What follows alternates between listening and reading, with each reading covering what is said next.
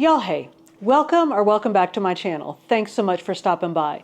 Y'all, I was just going over in my head all the things I need to do today and how far behind schedule I am because I was out riding the Peloton bike a couple hours ago and I was reading my book and I didn't want to stop reading my book, so I just kept adding to my ride. So I rode for an extra 30 minutes, which threw me completely off schedule. And I was thinking how miserable that ride would have been if I hadn't had a book. And then I was thinking, what books would I recommend to somebody that doesn't have a book to read? Like if you're in a reading slump, what would I recommend you read? So I tell you what, y'all go ahead and like this video, subscribe to the channel if you haven't already, and hit that notification bell so you can keep up with the shenanigans. And instead of getting on with all the things that I need to do because I'm already way off schedule for the day, I'm about to make myself more off schedule. I'm going to run around my house and get a bunch of books that I would recommend to somebody on a reading slump. I'll get us posted up somewhere. I'm looking around because it's overcast, so there's no good light anywhere. But I'll see if I can find us some good light, and we'll sit down and have a little chat about what books I would recommend to somebody on a reading slump. On a reading slump, in a reading slump, whose reading is slumping. Which, to be clear, y'all, my reading is not slumping. Like I said, I have my book that I'm reading. Now my leg's hurting because I rode too long. I have the book that I'm reading, like my reading book. I have a book I'm listening to, and I have two books that I'm reading with students in two different classes. So I maybe kind of need a little bit of a reading slump to give my brain a break. But if you're in a reading slump, I have some ideas for you. So let me get set up over there and I'll be back. All right, y'all, I'm all set up. And my only choice was to sit on the floor and do this because I tried to limit myself on my books, and I did actually limit myself. Here's what I did. So I got a whole bunch of books that I love, and I put them in the floor upstairs. And then I was like, all right, the point here is not to talk about books that I love, but books to help somebody get out of a reading slump.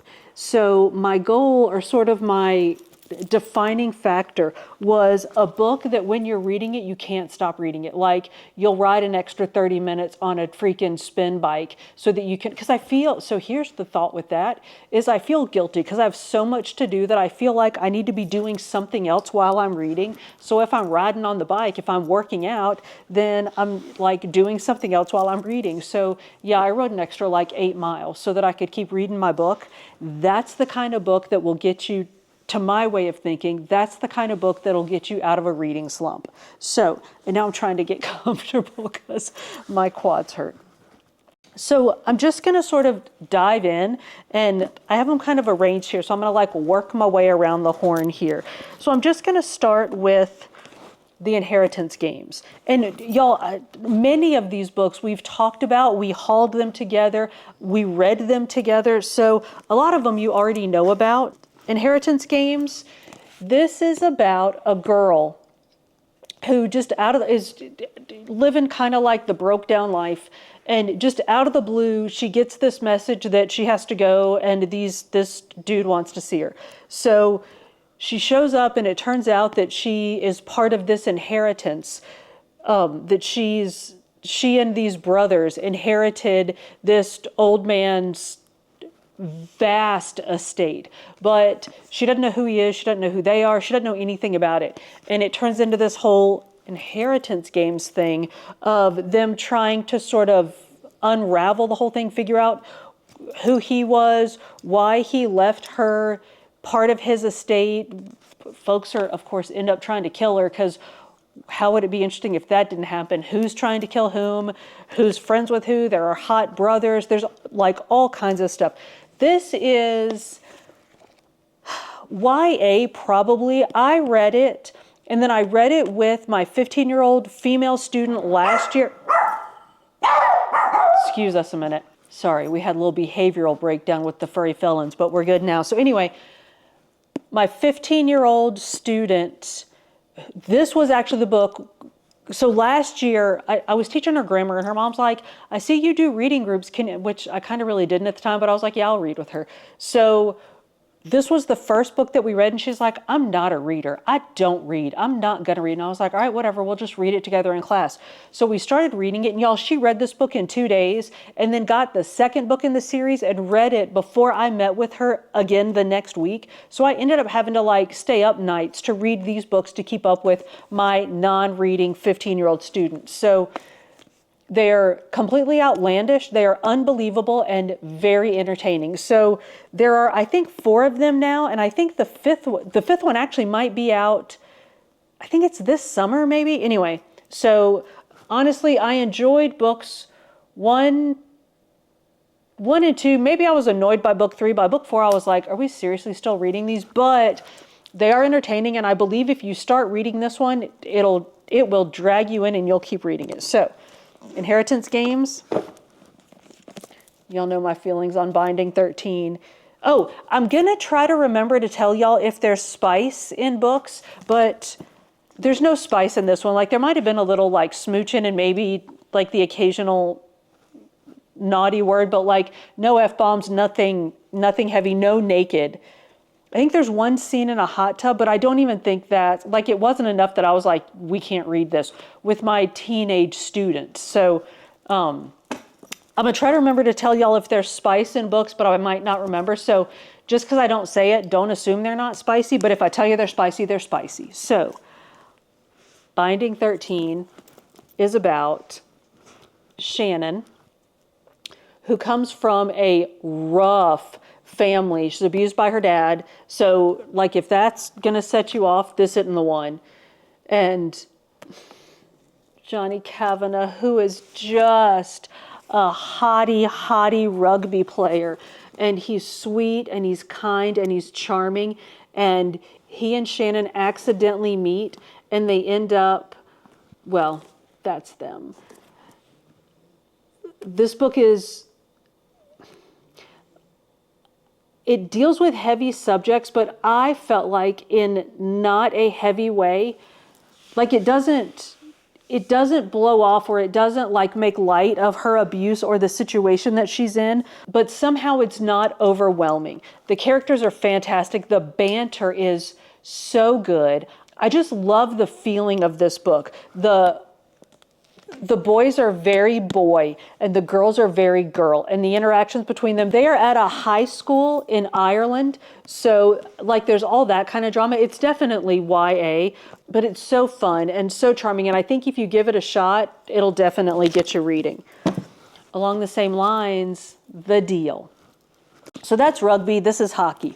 This is a smart girl ends up through some twists and turns, ends up tutoring it's been a while since I read it, but the captain of the hockey team.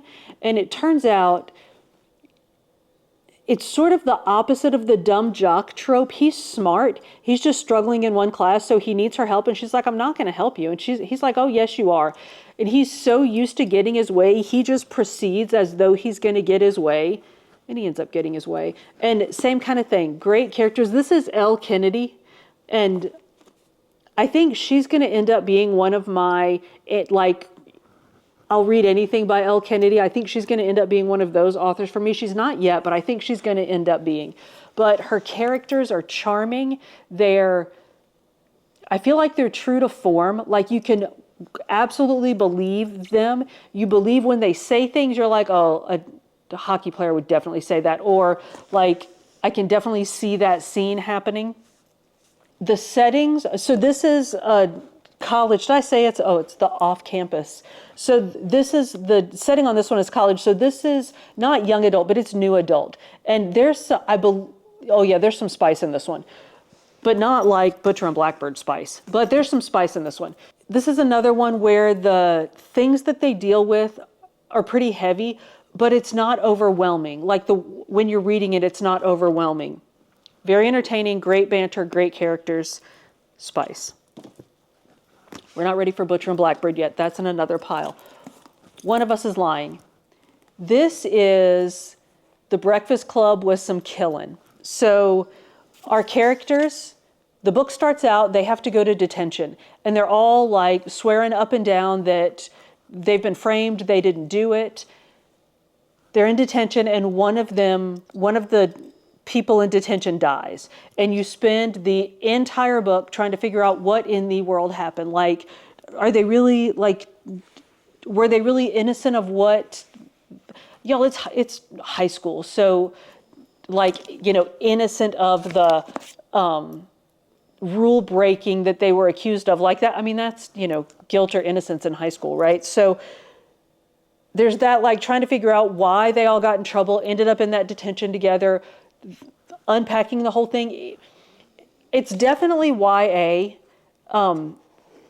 I don't think there's any spice in it at all. I believe there are some naughty words, but nothing, like, not bad, but there are some, like, if you're grown and you're going to read it, it's all good. But if you're thinking about reading it with a kiddo, maybe check triggers, like, to decide ages, because I read my 15-year-old, and it's not my 15-year-old, my 15-year-old student, and I read this one, and then, wait, One of Us is Lying, One of Us is Next is the next one.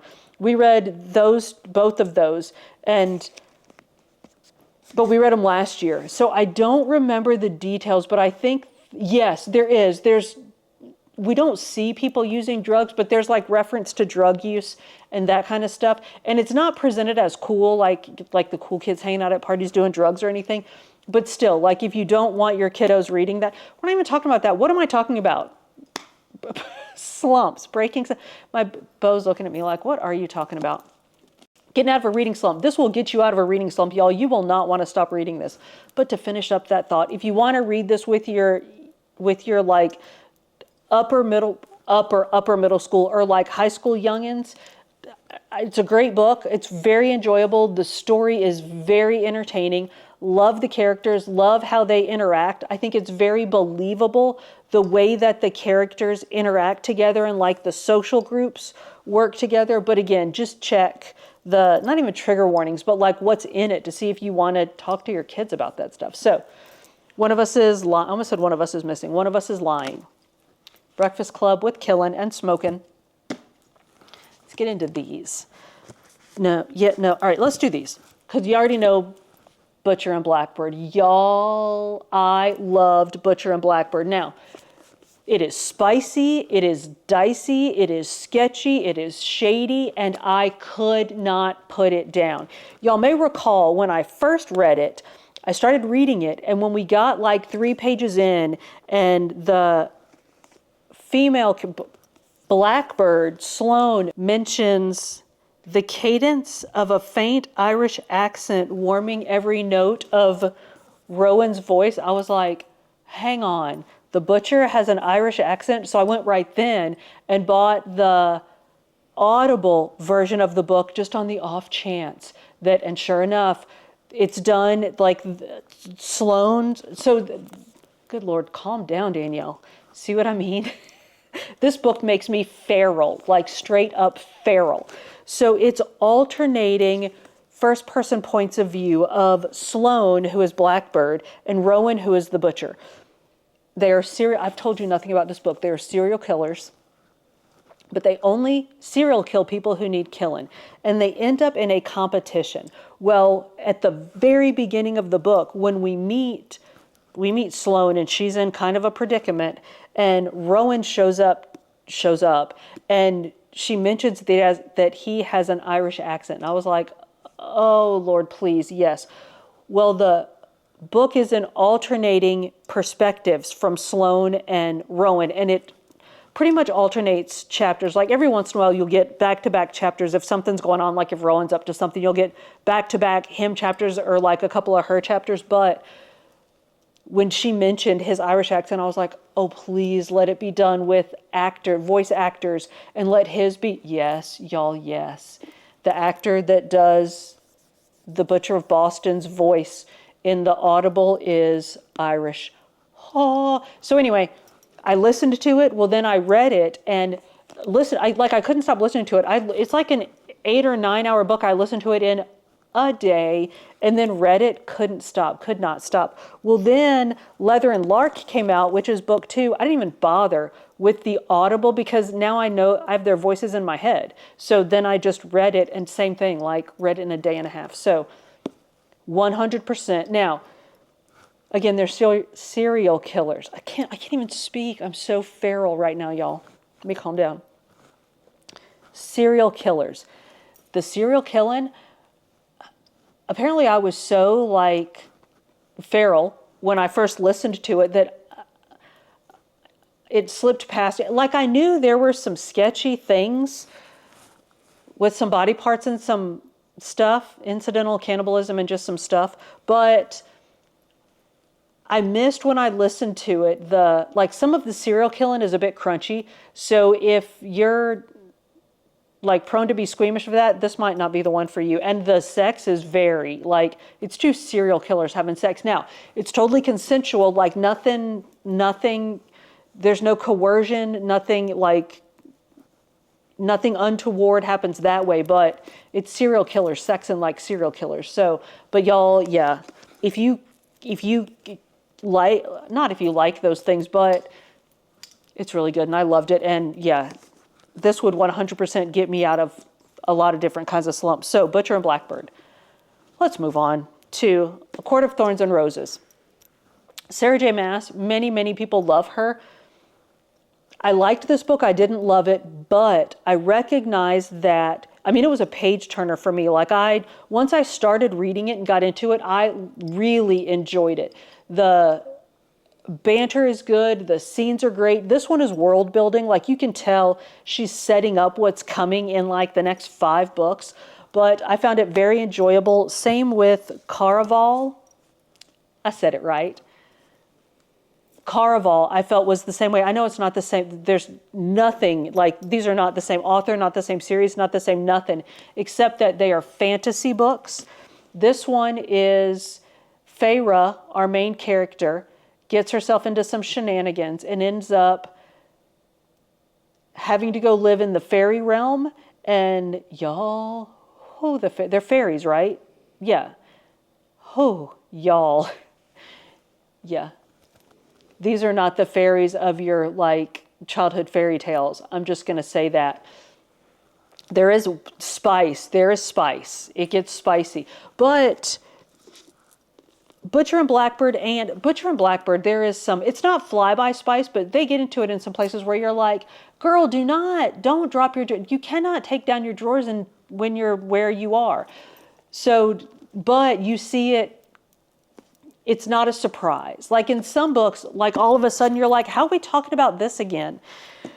In a surprise situation, in Butcher and Blackbird, you know, like it's, I don't want to say it's coming because y'all don't be naughty, but you see it as you're building up to the situation. So if you want to skip it, skip it. But if you're going to skip it, don't read Butcher and Blackbird.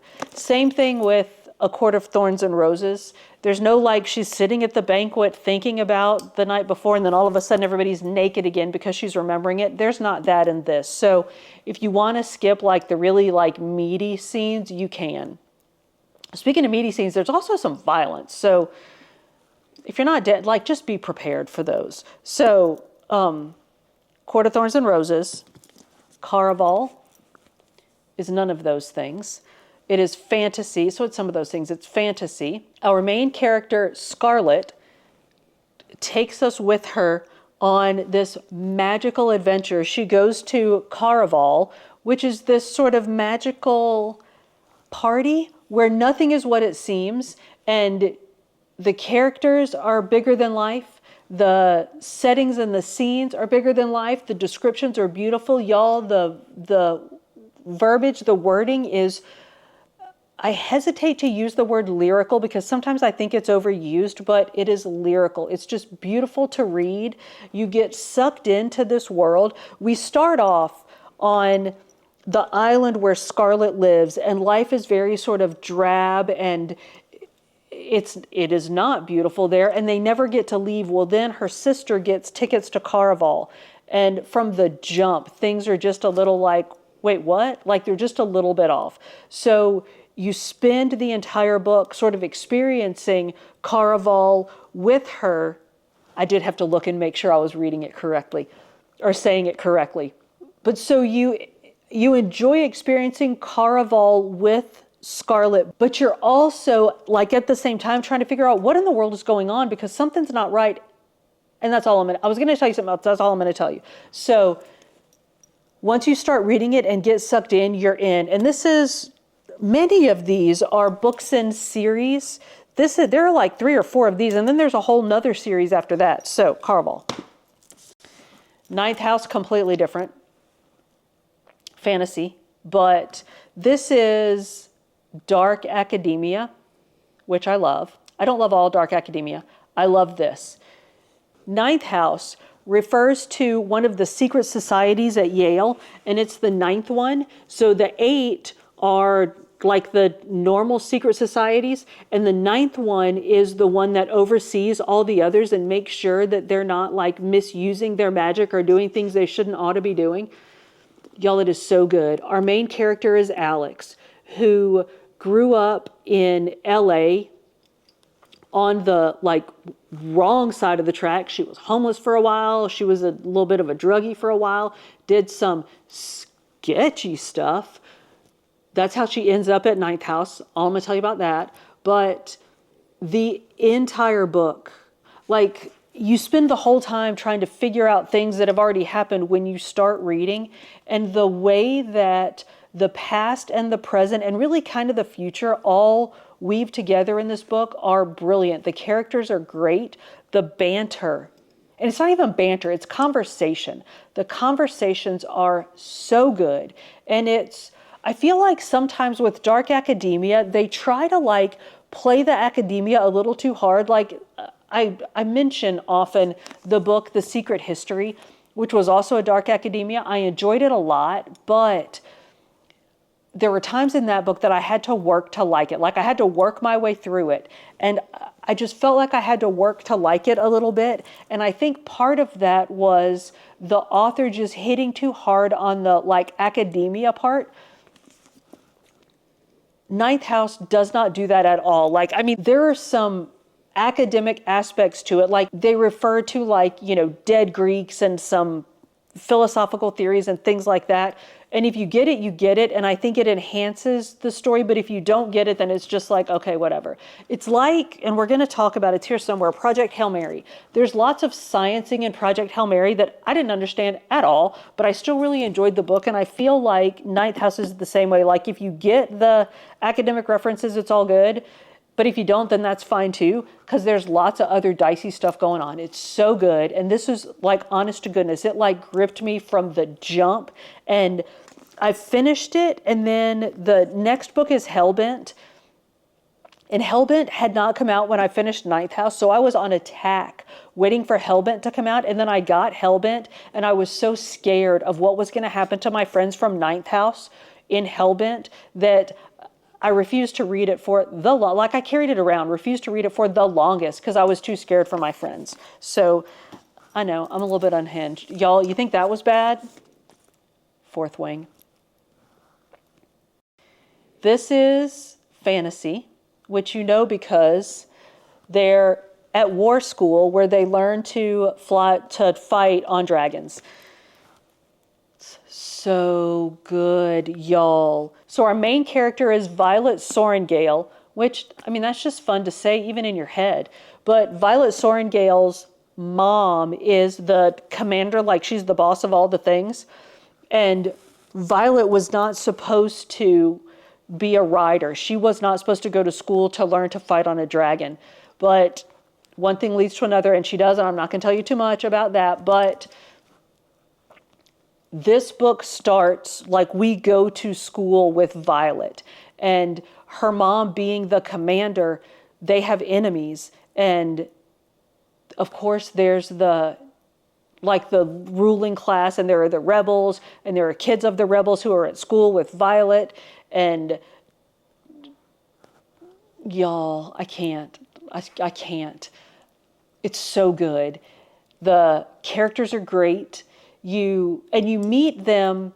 So you meet them when you go to school with them, but then you get to know more about them as you learn about the history. There's lots of history in this, but y'all, it's history of this made up land. It's so good.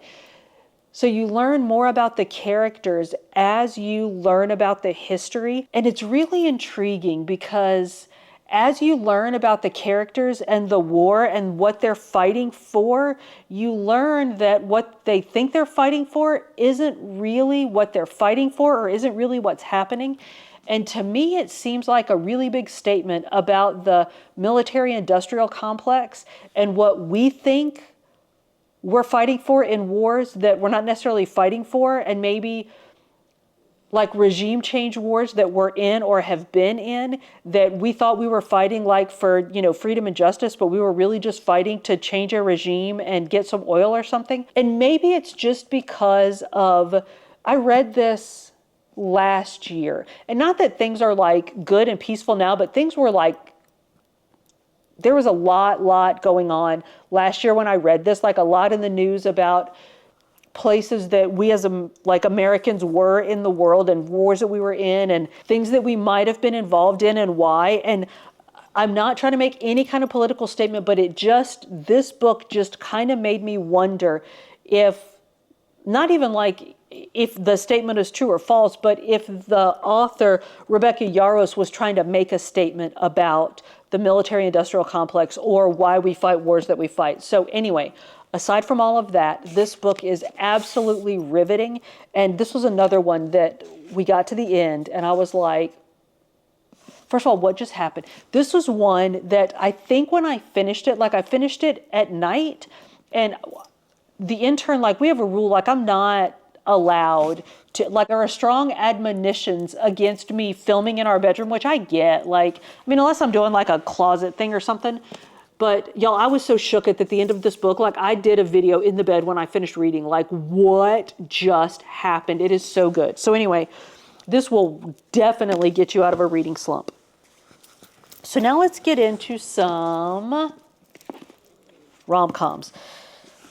Y'all are going to laugh because Christina Lauren, I danced around. So I read In a Holidays, didn't like it. I liked the writing, didn't like the story. So I was like, I need to read more Christina Lauren because everybody loves them. It's a them, right? It's Christina and Lauren. And I don't really know how you're supposed to, I don't know if we're supposed to pretend we think it's one person. I don't know. But anyway, everybody loves Christina Lauren's books. So I was like, I need to read more. But then I was like, well, what if I read another one and don't like it? Read Love in Other Words and absolutely loved it. Y'all, it is the cutest book. And it's about, they start off as adults, but then we go back to know them as kids who love books and they love words. And like they hang out together and read books. It is so charming and so fun. Y'all, this is like if you're a rom-com fan, 100% this, and you're like in a reading slump, go get this book right now. Get it on your Kindle. Just start reading. Or check it out from Libby or Overdrive or Nook or Kobo. Y'all, I'm not trying to be a Kindleist, or I'm not trying to be like an e-readerist. Just get it on your e-reader and start reading right now. If you don't do that one, get you some Daisy Jones. So Daisy or Carrie, oh my gosh, I love Taylor Jenkins Reid. And I have a feeling, so there are a few authors in here that I have a feeling they're going to end up on my anything by list, but I just haven't read enough of their stuff for them to be on that list yet. So I did Carrie Soto is Back first. Carrie Soto is a sort of, I feel like calling her so she is a tennis player who was an absolute phenom, and she's now just older, and she's not in her playing days anymore, but somebody's about to break her record, and she is a competitor and she is not going to have it. So she's coming back. So Carrie Soto is Back is about her comeback. It is so good, y'all. It is absolutely riveting. The characters are fantastic. The emotions are so raw. This one I read, I think it was last summer. And I just had a flashback. I was sitting at like where we started this video over in my kitchen. And I was sitting, we have like a bar. And you can stand in the kitchen and talk that way across the bar. Or you can sit on that side of the bar and like look into the kitchen. And I'm sitting there reading. And the intern was in the kitchen talking to me. He had just come home from work, and I was reading, and it was a pivotal moment in the book. Carrie's playing a game, and I'm reading, and Carrie's playing, and things are like this, and the intern is talking to me, and I can't get him to stop talking. And y'all, I'm reading a book, and like I know, I was being horrible. Let me just go ahead and preface this by saying, I know I was being horrible, but I was so like engrossed in this book that like I'm reading and turning pages and he's talking and I go, ugh, can you please? Carrie is playing a game. He was like, literally what just happened? Like what just happened here? And I had to like calm down and walk it off. But yeah, it's that kind of, it's so good. So yeah, this one will suck you in. So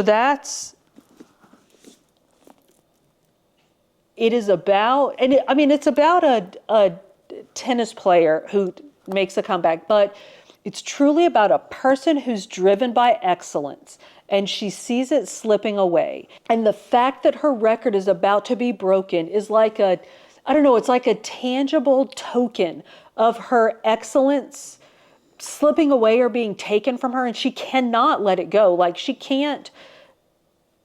she's struggling with the idea of not being perfect or not being excellent. And it's just the human factor of that whole thing. Y'all, I'm not a tennis fan. I've never played tennis. I don't watch tennis. I don't know anything about tennis, but I loved this book. So like that didn't slow me down at all. So this one will suck you straight in, as did Daisy Jones and the Six. Daisy Jones and the Six is about Daisy Jones, who is a young girl who's like coming up in LA in the 70s, late 60s, 70s, 70s.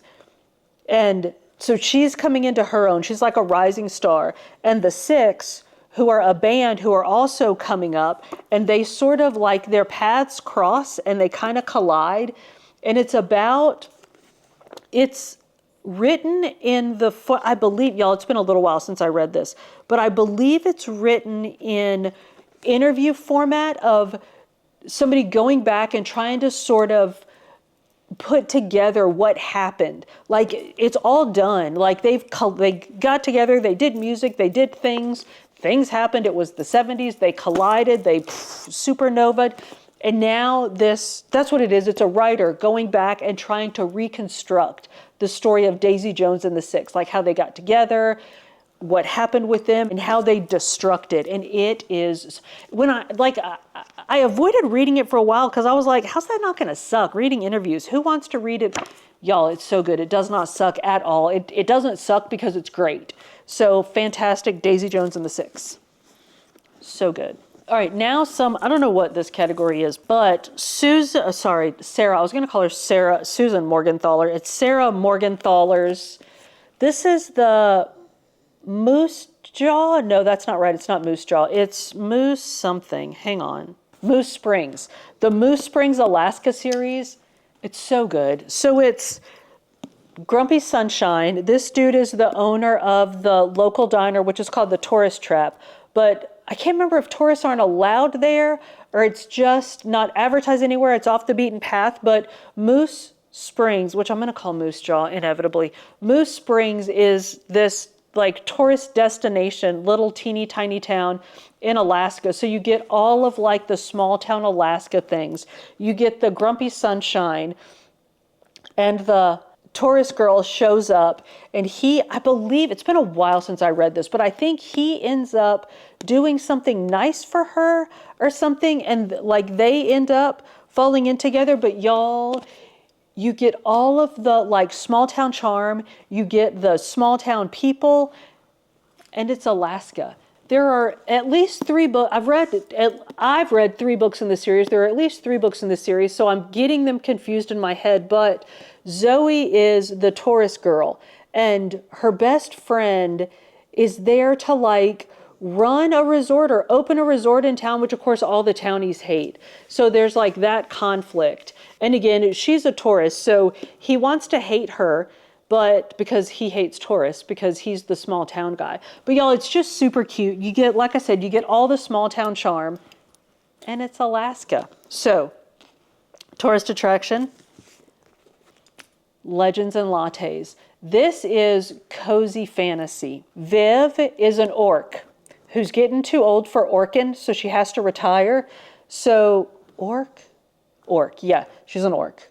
I keep on calling her an ogre, but she's an orc. Or she's an ogre and I call her an orc. I don't know. Anyway. So she opens a coffee shop in this town where nobody knows what coffee is. And it is the most fun, the most charming. Now, it's cozy. It's low stakes. So, like, it's not like one of these where you're fighting for like the survival of the kingdom, but y'all, it is so good and it is so sweet. And the character, I love her. Like, I love Viv. The characters are just so real and so charming, and the banter is so good and the story is so good. I love it. Love it. And there are at least 2, if not 3 of these now. So, Legends and Lattes. And it'll make you cry. I'm a crier, but it'll make you cry. The House in the Cerulean Sea, which I always get wrong. I always call it The House on the Cerulean Sea. So good. Another fantasy. So this is about a dude who works for the government, and he's in charge of, not in charge of, but his job is to monitor, they're like group homes for magical kids. And we go with him to one of these homes and we meet the magical kids. Y'all, you 100% fall in love with these kids. They are the absolute best. The characters are in this book are fantastic. They are so good. It sounds funny, but it is so human. Like, the emotion is so human because, like, they're magical. They're humans, but they're magical humans. But the emotion that they show and the interactions and their relationships and the way that he becomes, like, he's protective of them and the people in the house are protective of them, and they're ostracized by the town because the townspeople don't understand them. They just know that it's this like weird house out on the cliff where like weird kids, did y'all see that? Where weird kids live, and they don't trust them or know what they do out there, so they must be up to no good. It's just really, really good, and it's very charming and very sweet, and it will make you cry, but it will suck you right in and you'll love it. And I haven't read the second book. I think there's a second book.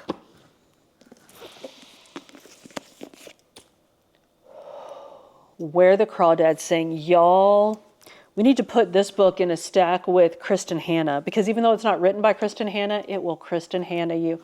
We'll talk about that in a minute, but Where the Crawdads Sing is set in North Carolina, and our main character is Kaya. And she is this country girl who something bad happens to her at the very beginning of the book, and she ends up growing up alone in the swamps in North Carolina. And she is obviously something of a naturalist. She befriends the animals and she understands the land and lives sort of on and with the land, and she ends up becoming involved with some townspeople, and then things sort of don't go well from there. But y'all, this book is so beautifully written, it will break your heart. There have been a couple of times since the intern and I have been together that like he's been out somewhere and I've been home reading a book, and I've had to text him to warn him, like, when you come in, I am in the condition I'm in because of something that happened in a book. Like, nobody's dead, the dogs are fine, my mom is not dead, everything's okay. I'm just, it's because of this book, but I'm not going to be able to talk because I'm beside myself. This was the first time that happened. It destroyed me. It is so, so good. But it'll suck you in. The writing is beautiful. And the descriptions of the land, y'all, like you can smell the marsh when you're reading this book. It is so good. So, Where the Crawdads Sing. And let's go ahead and get into Kristin Hannah. I've read a few books by Kristin Hannah. I wouldn't say I've read many. I've probably read 5 or 6. And I have never been disappointed. But there's a thing we call getting Kristin Hannah'd. And not every Kristin Hannah book does this to me, but her books, the first one that did it to me was The Great Alone. And this book is so sad. Like, it's good. It is fantastic, which is why it's in our Get Out of Your Reading Slump conversation, but it is so sad that like it will break you in a way that changes your molecules, like it changes who you are as a human being. That's what we call getting Kristin handed, and both of these books did that to me. So The Great Alone is about a family in the 70s. Dad is a Vietnam War vet. I can't remember, but I think he struggled before he went to Vietnam. Maybe not. Maybe I'm wrong about that. He's definitely a Vietnam vet. Came back from Vietnam, was struggling. So the family struggled. He couldn't keep a job. So they ended up moving to Alaska, where I believe he was given, I don't want to say too much, but I believe he was given a homestead in Alaska. So he said, we're going to go and we're going to make our way. And they end up in this town in Alaska where, I mean, they're homesteading. So like people have to work together or they're not going to survive. And it is The Great Alone. And y'all, the descriptions are beautiful. The conversations are beautiful. The relationships between the people are amazing. The way that the story develops and the relationship between the people develops is so good. And it starts like from the jump, like it grabs you and drags you in and you go to Alaska with them. It is so good. So I don't want to say much. I didn't love the ending of this book. I feel like it ends too fast. Like she does too much at the end. I mean, it's, I don't know, 400 pages? It's north of 430 pages. But I think she could have done like, I don't know, 50 or 60 more pages and given it a better ending. But it is still fantastic. I absolutely love it. And I think that this, if you're in a reading slump and you like literary fiction, this is one for you. Firefly Lane. Y'all, this is about relationships between women. Our two main characters are female best friends from when they're little girls. One of them grows up to be sort of a trad wife, a traditional like mom, wife. She has a career. I can't remember what it is. Does that make you not a trad wife? I feel like that's still a trad wife. Like she's a wife and mother and has a career. That's Kate. And then Tully, is that right? Is her best friend who grows up to be a famous news anchor.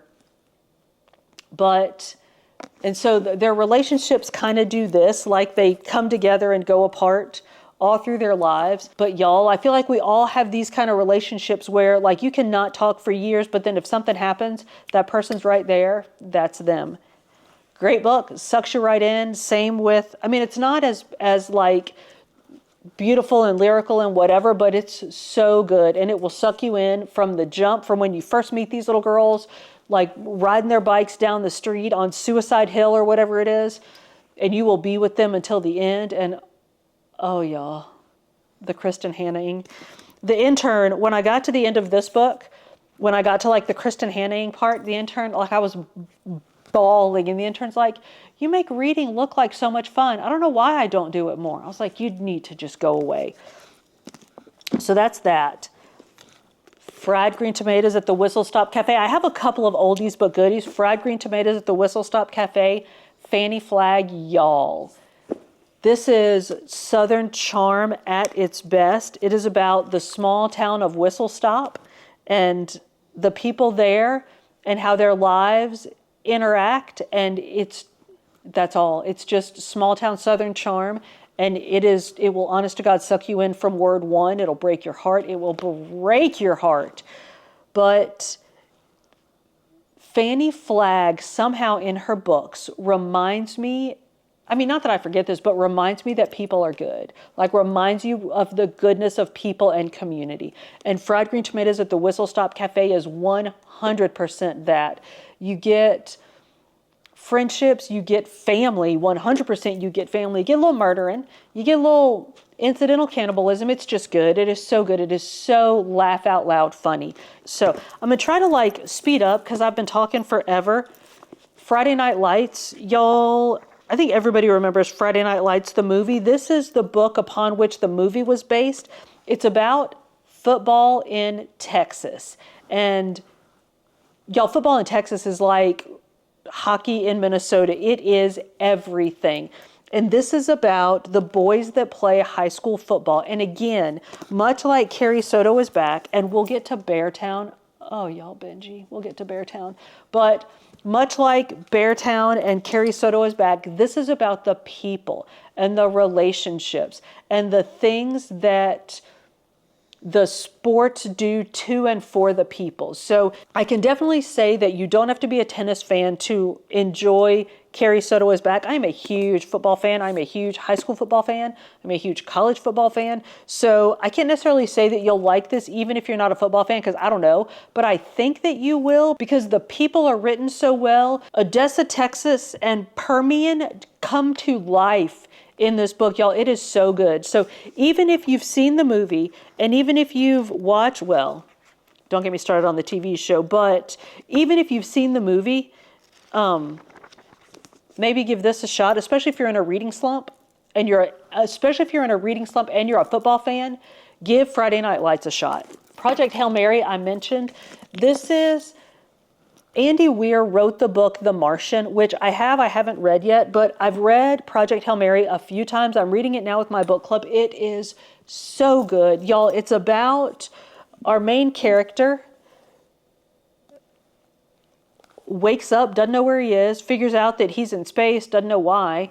Turns out that our son is dying, not S-O-N son, but our S-U-N son is dying, and they got to figure out why, or we're all going to die. And that's what Project Hail Mary is. It is a Hail Mary attempt to save the sun. It is so good. The conversations are great. I feel like if you're a nerdy, sciencey person, and I say nerdy with the greatest respect, sciencey or mathy person, you might like this even more than I did, because I didn't understand any of that stuff, but I still enjoyed the book. Okay, I understood some of it, but a lot of it I just was like words, yakety schmackety for the sciencey bits. But the book is so good. The Harlan Grace, our main character, is so good. And the storyline, we go back and forth between the current time, which starts off, I mean, I guess I can tell you it's him in space because look at the cover of the book. But between that and like flashbacks to how he got there and who he is and just all the things. And even though you're jumping all over the place, it makes sense. And once you, like at first it might be a little bit confusing, but once you figure it out, it's easy to follow.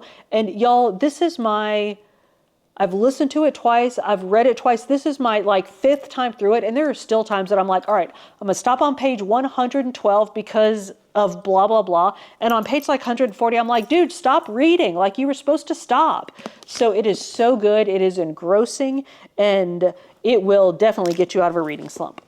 Now, let's get into some, maybe not necessarily anything buts, but a lot of books by, not anything buts, anything by. Anything but. That's like the who do you want to win, like anybody but Florida. That's what happened in my head, but anything by is what I meant. So John Grisham, I'm not necessarily in anything by John Grisham, but I think any of his lawyer books are a go for me. The Firm, fantastic book. John Grisham was a lawyer and he writes law books. Well, then not law books, but like books about lawyers or around the law. Well, then he wrote some books that aren't books about the law. And I think I read, sorry, y'all, my battery died. And then the felons needed a comfort break. And then only one felon took a comfort break. And then the other felon decided she needed a comfort break. But now we're back. So let's wrap this up. So I believe I was talking about John Grisham. And I like Grisham's books, but I really like his books about the law. He wrote some other books that were not about the law, and I didn't love those, but I think I didn't love those because I went into them expecting like old school law Grisham, and they weren't. But y'all, these, like The Firm, A Time to Kill, all of his books that are about lawyers or lawsuits or law firms or anything law-ish, very quick moving, believable characters, and even if they're doing completely outlandish stuff, you get sucked in and you believe it. So if you're stuck, if you don't know what to read, if you're in a reading slump, grab a John Grisham book. Or y'all. Now these might be kind of acquired taste, but Daisy just walked by, about knocked my camera over. I acquired the taste a long, long time ago and just have never given it up. Christopher Moore. I love Christopher Moore. He is one of my anything by authors. I haven't read all of his books, but everything that I have read by him, I love. He has a bunch of series. Now he writes comedy, and it's sort of offbeat, quirky comedy. Like Blood-Sucking Fiends is about a pod of vampires I believe they're in San Francisco. I read these decades ago, but so that's this series. There's the Practical Demon Keeping, so good.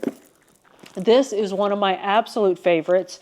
It is completely irreverent. It's called Lamb, The Gospel According to Biff, Christ's Childhood Pal, and Biff is the 13th apostle. Y'all, it is so, like you can see, I've read this book so many times. It's been in the drink. I've highlighted it. I've annotated it. It is so good. This is another one of those. I think this was probably came out in the 90s. And yeah, I've read it multiple times. Oh, sorry, it came out in 2002, so almost the 90s. But if you like offbeat, quirky comedy books, comedy writers, try Grisham. No, this is not Grisham. This is Christopher Moore. Try Christopher Moore. Y'all may recall we talked about The Christmas Angel. That was Christopher Moore. Love that book. I read it every Christmas. So now, y'all, Beartown. Now, Beartown is the first book of a trilogy.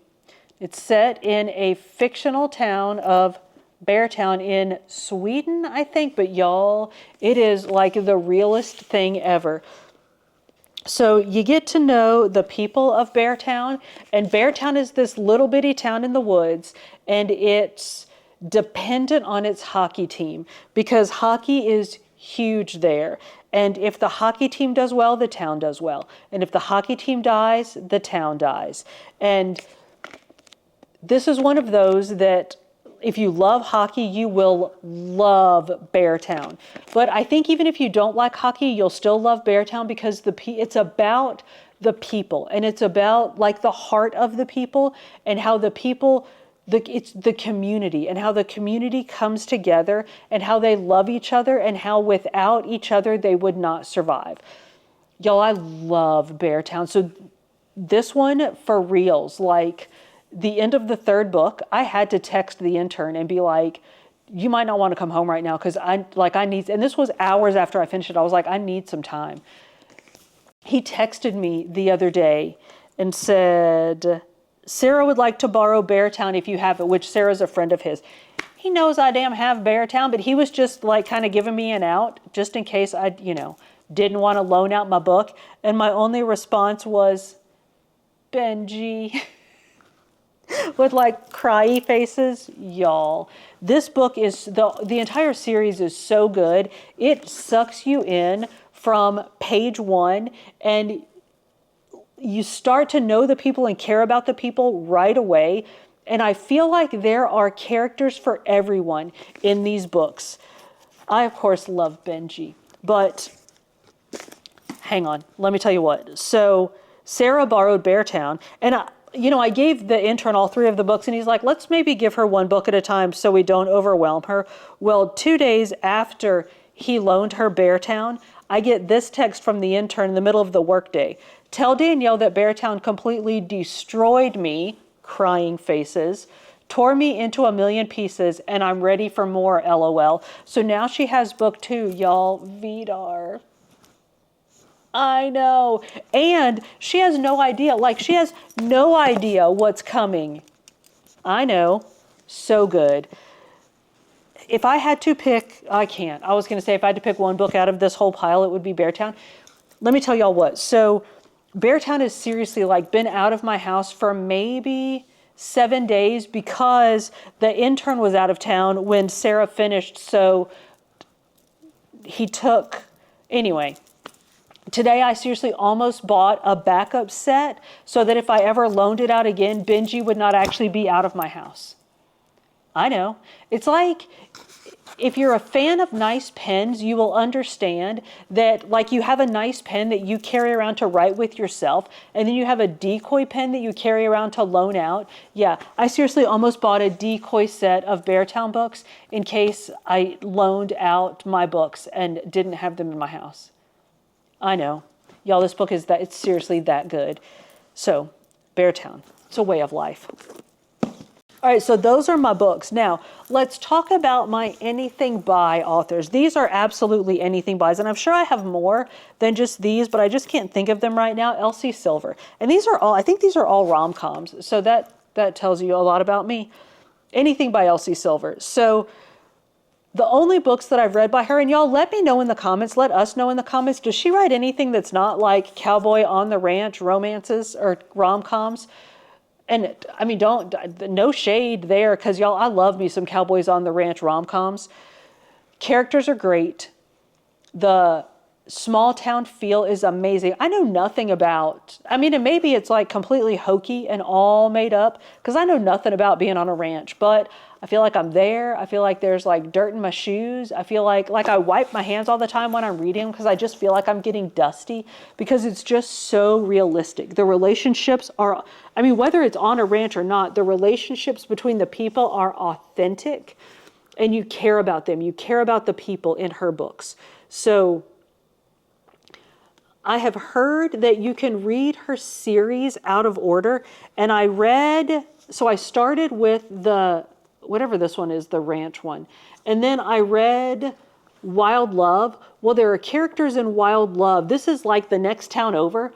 And there are characters in Wild Love that come from this series. And so I learned things about the characters. I mean, just kind of dumb stuff. But I was like, wait, oh, so so-and-so ends up with such and such and they do that, which I didn't know because I'm like 5 books behind in this series. So y'all know I hate reading things out of order. I did that to myself. But anyway, anything by Elsie Silver. Lucy Score, y'all know. I love me some Lucy Score. Now, oh, spice. We haven't been doing spice ratings. Dang it. These have spice. Elsie Silver has spice. Not like Butcher and Blackbird spice, but spice. Lucy Score spice. And again, like, I mean, it's okay spice, but not okay like good or bad. Okay, it's not like raunchy spice, but it's definite spice. Same kind of thing. This is the Knock 'Em Out series. This is Small Town, North Carolina. So cute. Great characters, great interaction between the characters. The relationships that they build are very believable. I feel like all of her characters are believable. The relationships are believable. And you care about them. Like, she makes you want to, y'all look at this book. This is a tome, right? And it made me want to go, sorry, I'm out of order. This was the first one. And it made me want to go ahead and read the next one. So the Mr. Fixer-Upper series, the one, is it Riley Score and the Dead Guy Next Door, or whatever that one is, that series. She has some standalone books. Fantastic. They're funny. They're heartwarming. They will make you cry. I mean, not like Beartown, but I mean, y'all, Beartown is why I don't give ratings, like star ratings on books, because nothing else would ever be a 5-star book to me. And I just don't feel like it's fair to other books. Like, for the same reason that Phoebe on Friends doesn't make cookies because she makes the best oatmeal cookies in the world, and she feels like it's unfair to other cookies, same thing. I feel like it's unfair to other books. So, anything by Lucy Score. Absolutely anything by Abby Jimenez. Again, rom-coms, but they're very heartwarming, very well written. The characters are super believable. I believe we talked about, actually, this book. Abby Jimenez, she'll write socially aware characters, and y'all know how it drives me crazy when an author writes a character and then just starts like jamming in social justice stuff, like putting social justice statements in the words or in the mouth of a character when they don't make sense in that character. Well, Abby Jimenez builds her characters that way. So like when a character goes off on somebody for, I don't know, not using recyclable cups or something, it makes sense with that character because you've seen that in the character before. You know what I mean? Like she builds that into the character before she brings it out in them. And I love that in her. So characters are believable. They're charming. Lots of small town stuff. She's from Minnesota. Like everything in Minnesota is small town. And lots of lakes. Look, there's a lake in this one. Lots of lakes. So love her books. And finally, y'all, I feel like I'm missing, hang on, let me look at my list because I feel like I'm missing somebody before I do my last but not least. And this dog is now driving me crazy. Case, can y'all see this felon right here pawing me? Oh, I did have one more before I get to my last one. Mary Kay Andrews. Anything by Mary Kay Andrews. And we've talked about some of her books. She is a Southern writer, so a lot of her stuff, I don't know that all of her stuff is set in the South. Lots of her stuff is set in the South. It's small town, great characters, great banter. I want to say they make you cry, but y'all know everything makes me cry. A lot of her books are really, really funny. So she is another anything, like I've got this many of her books upstairs. I guess I just didn't grab any when I came downstairs, but last but not least, y'all already know. Like think about it for a second. What am I missing? Emily Henry. Absolutely anything by Emily Henry. And this is one of those, like when Funny Story, y'all know we talked about Funny Story before it came out. It was coming out. I had pre-ordered it, got it the day it came out, was trying to rush to finish what I was reading. And then I was like, well, I don't want to read it because I don't want to be out of Emily Henry books. I don't want to be caught up on her books again. Her writing has gotten so much better over her past couple of books. And I liked her other books. Her characters are tighter now. Her storylines, somehow, again, I liked the books that came before. I didn't realize there was anything, and I don't think there is anything wrong with them, but now having read her most recent books, I'm like, oh, maybe there is something wrong with the other ones because they are just so good. Her banter is so good. They are funny. She will have you crying and then absolutely laughing like within 3 pages. Absolutely fantastic. Absolutely anything. How many times can I say absolutely in one sentence? The same way that freaking Butcher and Blackbird makes me feral and I can't speak, apparently Emily Henry does the same thing.